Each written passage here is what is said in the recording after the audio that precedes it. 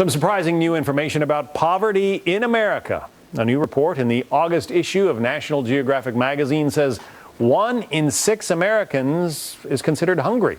And it's happening in places you might not expect. The report's author writes, the suburbs are the home of the American dream, but they are also a place where poverty is on the rise. As urban housing has gotten more expensive, the working poor have been pushed out. Today, hunger in the suburbs is growing faster than in cities, having more than doubled since 2007. Joining us now, Tracy McMillan from National Geographic. She is also the author of the New York Times bestseller, The American Way of Eating.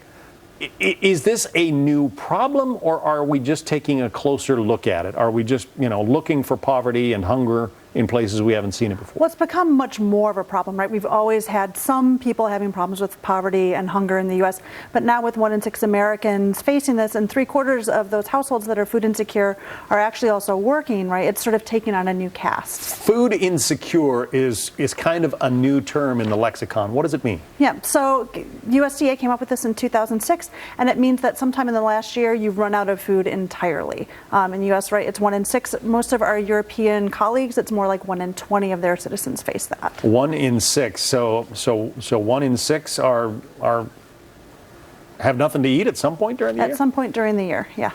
Well, we have some of the pictures from the magazine. Right, they're beautiful. Well, they're beautiful and poignant and sad at the same time.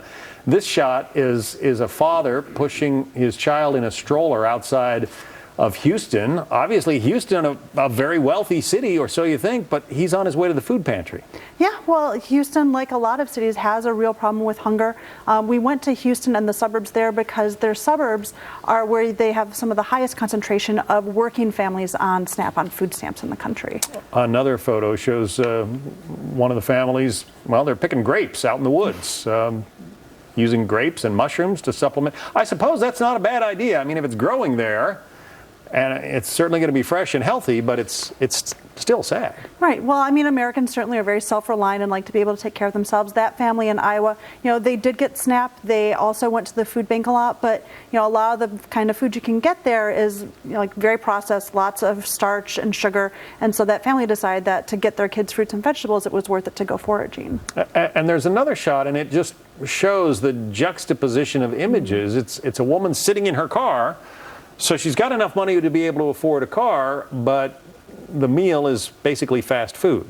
Right. Well, this is one of the contradictions of contemporary hunger right now, right? When you have 3/4 of the folks who are food insecure working, if you want to keep your job, you need to keep your car, you need to have a cell phone. So they're going to be working, they have to have all of those things. Food ends up being the one thing that they can actually play with in their budget, and often it just means they're sticking with convenience foods. If you're that woman there, Jackie Christian, she's a home health aide. She drives around all day. She can't really cook a lot and be able to sort of make everything work. So she often ends up getting, any kind of convenience food she can. It's bad enough that you're seeing it striking young families, but also the elderly, people who maybe are on fixed incomes anyway and don't have the option of going out. Here's a 74-year-old retired school teacher who, lives in a hotel room? Yeah, so that's Rose Patronella. She lives in the suburbs of Houston, and she's living in a sort of down market Ramada Inn that had been converted more or less into housing for families.